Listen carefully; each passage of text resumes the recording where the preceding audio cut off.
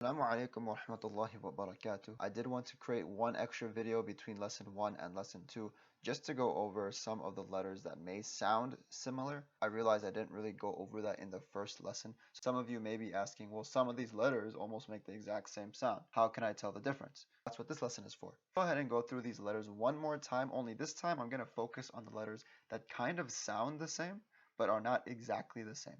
Okay, so let's start off with this one. So if you look over here, here's alif. That makes it like an sound. And then, like I already told you in the first lesson, this right here also makes an sound. What's the difference? Not much. The main thing is more of a, this alif is more of a softer sound. It's like an whereas hamza is more of a sound. It's a bit of a more sharper sound. Okay, so that's the difference between those right there. Let's move on to the next letters that look sound a little bit the same. So if you look at ta here, right, this is ta pronounced with an empty mouth, whereas now if you look down here, you have ta, and that's pronounced with more of a full mouth. Both of them make that t sound, but ta, again, the one at the top, is more of an open mouth sound, empty open mouth ta, and now if you look down at ta, that's more of a rounder, fuller mouth sound, ta. Okay, so a ta and ta, very different. Make sure that you get the hang of that. Okay, the next one. So the next one that kind of has people scratching their heads a little bit is ha. Okay, and down here, ha. Okay, both of them in English, I guess they would be spelled the same, but they both produce very, very different sounds. Okay, so the one at the top, ha, is a much harder, rougher sound that comes from the throat. Ha, whereas the one at the bottom, ha, that comes from the chest. Be sure that you again it can change the meaning. Okay, if you mix and match these letters, it changes the meaning. So if you see a ha, make sure you pronounce it from the throat, whereas if you see a ha, you pronounce it from the chest. Okay, ha. Okay, moving along swiftly. The next one where people sometimes get confused is if you look at dhal here and la there.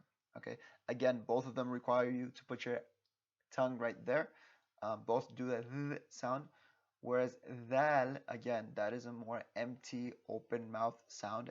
Dhal, down at the bottom, you have la, which is more of a full, closed mouth sound. Okay, la. Again, there is a huge difference. If you mix and match the two, you will change the meaning. Okay, so please take that very, very seriously. The next one that can be sometimes a bit confusing. Actually, I missed one. So here's dal. Okay, so dal makes a d sound, but then if you look down here, you have dod.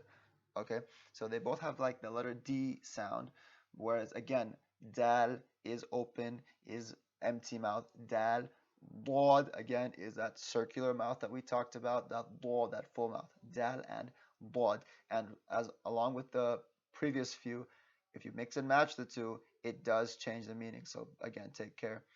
And then the next one that I did want to talk about is seen and, if I can find it, sod. Okay, both of these do have an S sound to it, but again, seen is open, seen is empty, seen. Sod is more closed, it is more full, right? Sod, again, very important that you do not mix and match the two of these. Are there any more? Yes. So again, I talked about this a little bit in the previous video, qaf and kaf. Qaf is more of that closed, full mouth, qaf, and kaf is more of that empty, open mouth sound, kaf. Okay, so please be sure to note the differences there. Other than that, guys, those are the main ones to look at. Get used to pronouncing them differently. Cannot stress this enough. If you mix and match the sounds, even though they may seem the same, they are very, very different. Please take it seriously. Get used to it. Get used to those sounds. If you're not used to it, practice it some, and then inshallah, only once you know that you have that down, then go ahead and proceed. That inshallah, I pray that Allah makes this easy for you, and I'll catch you guys in the next lesson. Assalamu alaikum wa rahmatullahi wa barakatuh.